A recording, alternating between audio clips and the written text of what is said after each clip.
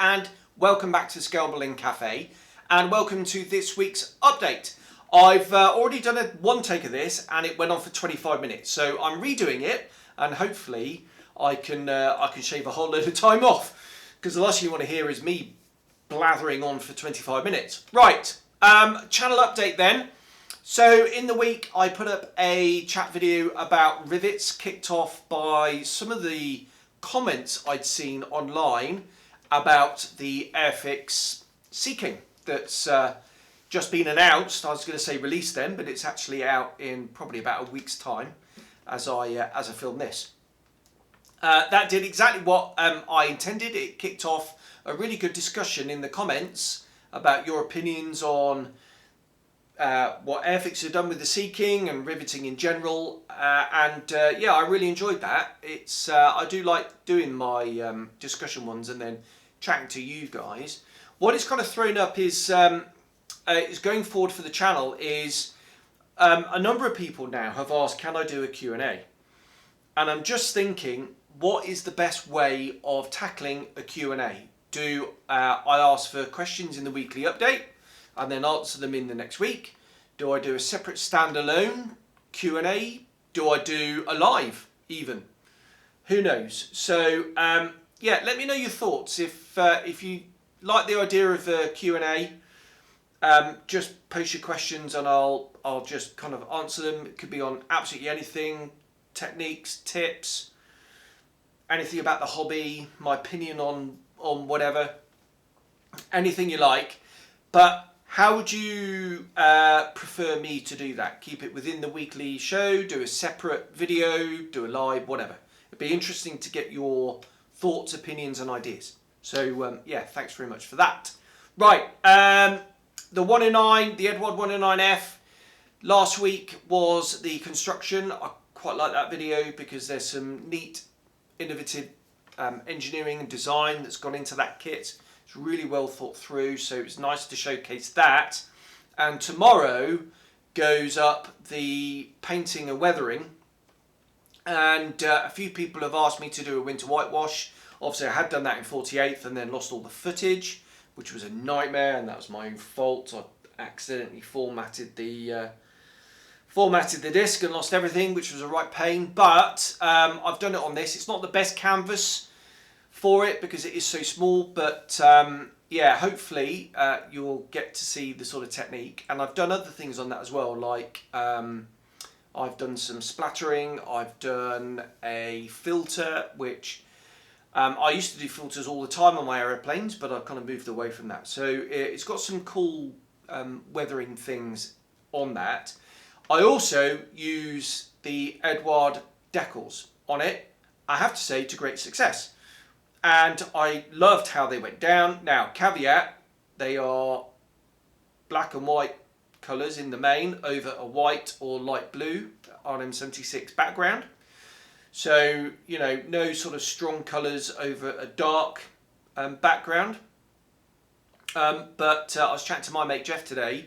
I say chatting, sort of pinging to and fro in a discussion. And yeah, he's of the opinion that he's not going to buy any more Edward kits until they sort their decals out, which I think that is cutting your nose off to spite your face, because he is missing out on some superb kits.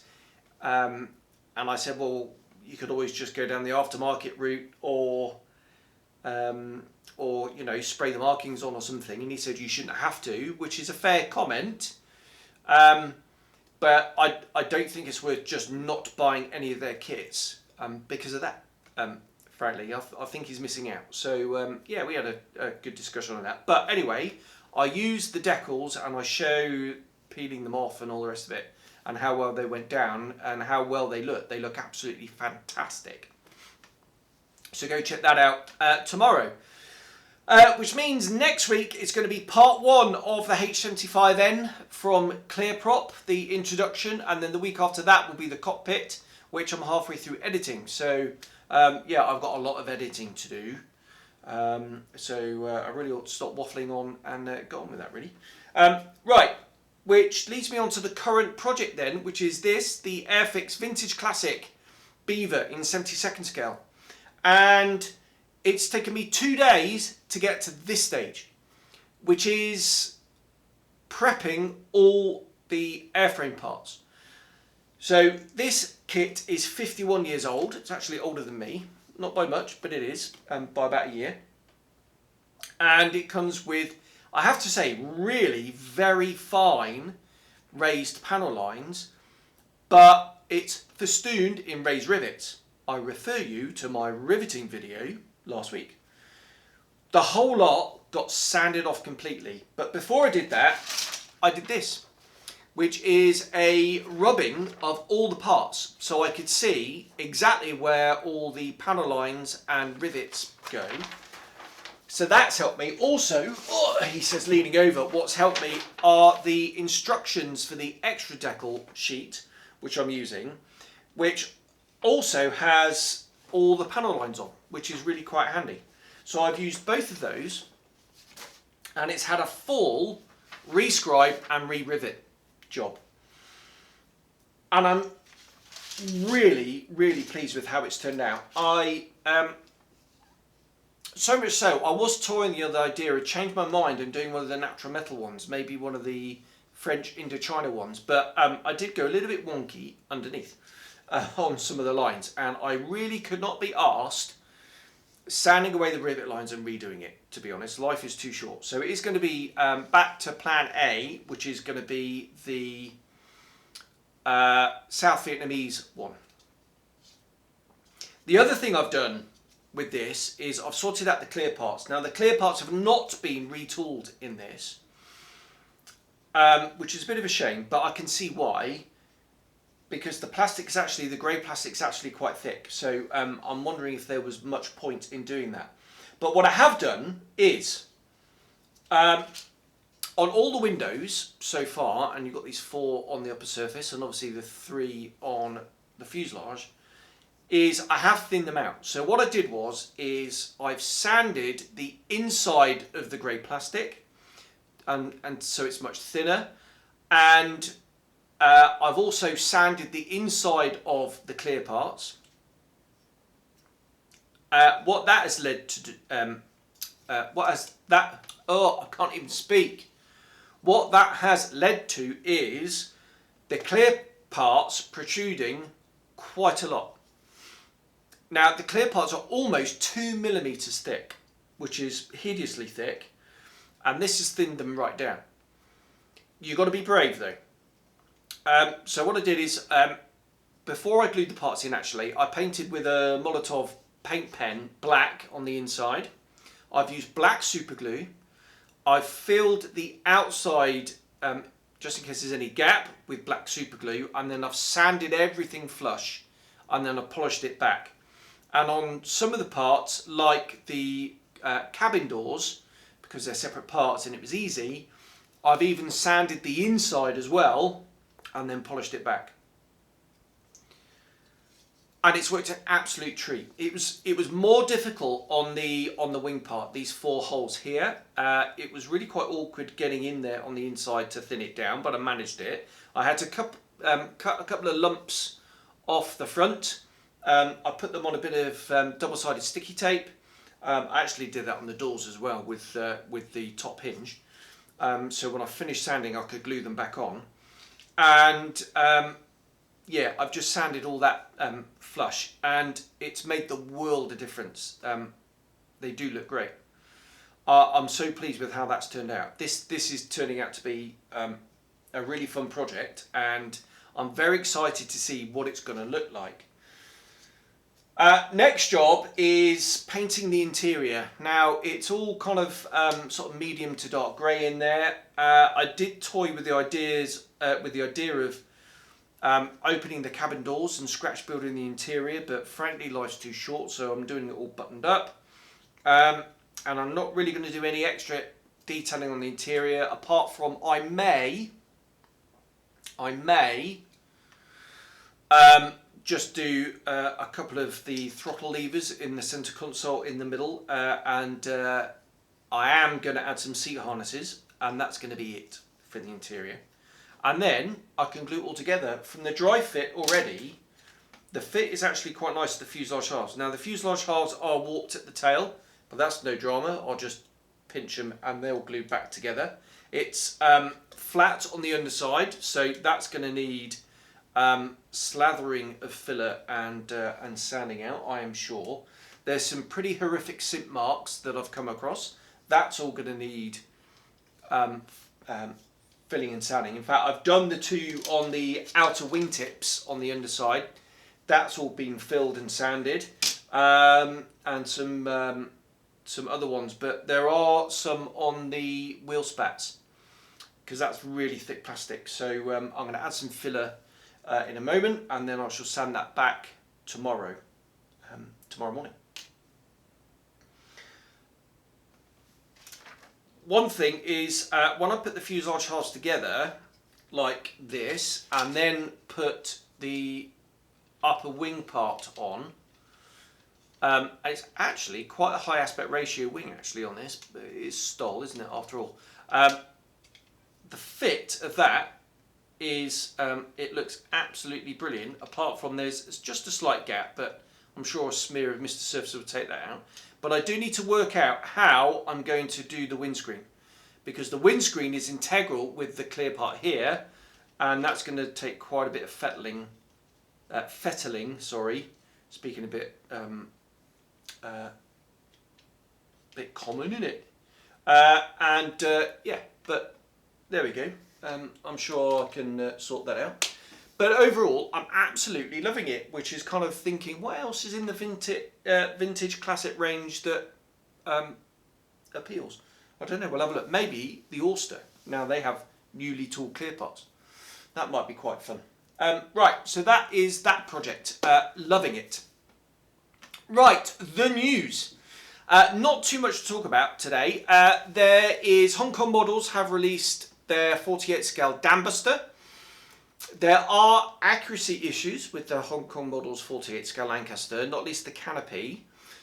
But you can kit bash the Tamiya canopy and the Hong Kong canopy to make that look a lot better. Nigel from Nigel's Modelling Bench did that, yeah, it looks absolutely, he did a knockout job on it. He's a very talented modeller. And yeah, go and check out his channel and go and check out his Hong Kong models Lancaster. But yeah, that's popped out. Obviously, it's the 80th anniversary this year, so no doubt that's why they've done that. And obviously, Border Models a week or two ago announced theirs in 32nd scale. And the only other news is we have another 48 scale Hurricane 2C about to hit the market, and that's from Hobby Boss. Now, their Mark 1 looked absolutely fantastic from what I saw. Now, I've not actually seen the kit myself in the flesh, but it has lovely, beautiful, petite rivets. They're all recessed, so not like this, all recessed rivets. But it looks absolutely lovely and goes together great. So I'm thinking I might get one of those and compare it to this. Now, I did toy with the idea of not doing this next, but go straight for this. But then I realised I did get a delivery last week when a friend of mine, he'd gone home, and I got my small order from Antics, from Andy. So Andy, if you're watching, thanks very much, mate. From Antics in Bristol. I got them sent to his folks' house, and then he brought it back out. But I did order the Master Barrels replacement gun barrel set for it, but funny old thing, that was all sold out. When I last checked, there was one set left on eBay, and it was in Poland. Guaranteed that's gone now. So what I've done is I've ordered the is it Art Scale? Art Scale. I've ordered their barrel set and exhaust set, and the missus, who's out in a week and a bit with the girls, when they're coming out, she's going to bring those out with her. So when the Beaver's finished, this is going to be up next, and I'm really looking forward to it. Colour schemes, right. I've been having lots of discussions on the Barracuda page about the colour schemes. I wanted to do a Night Intruder from 87 Squadron, because I thought that that scheme was medium sea grey, dark green, so quite a high contrast over the black. As it turned out, it's actually a mixed grey and green that was field applied the night before Operation Jubilee, which was the Dieppe raid. And it was done in a real hurry. They did all 18 aeroplanes overnight because they needed to get them ready for day camouflage, because they were going to do day operations. So I'm assuming that the day before they were all over black and the squadron codes were medium sea grey.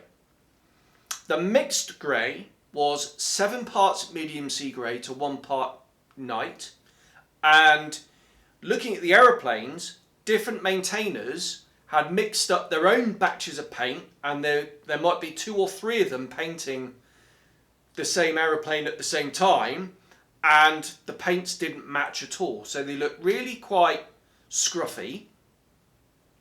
They managed to go over some of the markings a little bit, so it looks really rough. Now that looks there's some great photos of some of these quite weathered, where the temporary paint has kind of chipped off and stuff. But the paint all looks a bit kind of streaky, and it looks very much hand painted, and I think that would be a real challenge to do that in 48 scale. What I don't want to do is end up brush painting it, because you're just going to ruin all the detail. So, right, I'm not going to do that. I did find one reference online that said that the aeroplanes were repainted at a later date in the proper Night Intruder scheme, and the codes went from grey to red. Now, we had some discussion on the codes. Roy from Barracuda thought that they were definitely sky because of the contrast against the grey. I'm not so sure, because I know when the aeroplanes were black the day before, the codes were medium sea grey, so, or sky grey, one of the two. Anyway, probably medium sea grey. So yeah, I'm not so sure on the sky codes. That was very much a day fighter thing. I did find a reference, an article that said at a later date they were repainted in the Night Intruder scheme. Now, number 1 squadron, and I think maybe even 3 squadron as well, their aeroplanes were ocean grey, dark green with black undersides and red codes. And the article did say that the codes were repainted in red at a later date as well. The article also said that Hurricanes, Night Intruder Hurricanes, had gone out of service, replaced with Bay Fighters and Mosquitoes, in the new Night Fighter or Night Intruder scheme, which was medium sea grey all over with green, dark green disruptive upper surface. And Hurricanes never operated in that. But I did find one photo of one Hurricane 2C in that scheme, but it looks really clean. So I'm wondering whether it was maybe a trial, when they were trialling that scheme at Farnborough. I don't know. There were no squadron markings on it at all, just all the roundels and the serial, and I couldn't see the serial. But it looked way too clean, so I'm not going to do that. What I'm probably going to do is do an 87 squadron Hurricane Night Intruder in either ocean grey, dark green over black, or the mixed grey and dark green and black. But here's my theory, that it was obviously a rush job. The whole squadron was repainted the night before Operation Jubilee, overnight. And that's why it all looks so rough.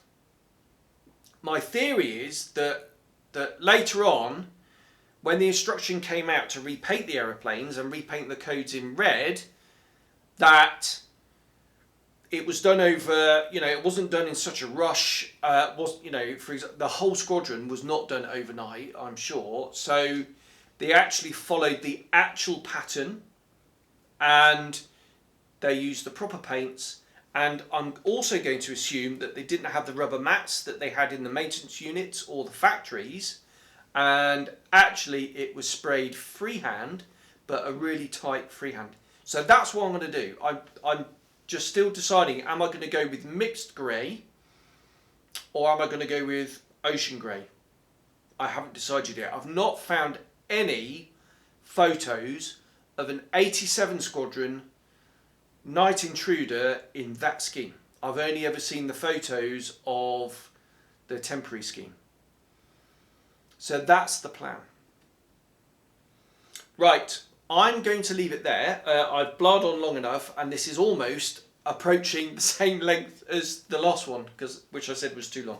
But at least it's 20 minutes and not 27 minutes. So thanks very much for watching. Keep your eye out on the channel. Let me know your thoughts on a Q&A, if you think it's a good idea, if you don't think it's a good idea, what sort of format you'd like to see that. If you've got any ideas for any chat videos that I can do along the lines of the rivets and the Edward decals and things like that, be great to hear your thoughts and ideas on that. So thanks very much for watching, and I'll see you soon. Cheers, bye-bye.